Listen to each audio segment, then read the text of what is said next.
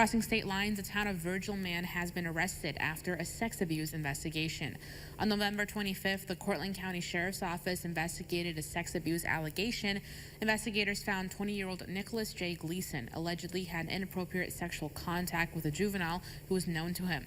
Gleason was arrested on December 9th and charged with rape as well as endangering the welfare of a child. He was remanded to the Cortland County Jail and is due back to appear in court on January 28th.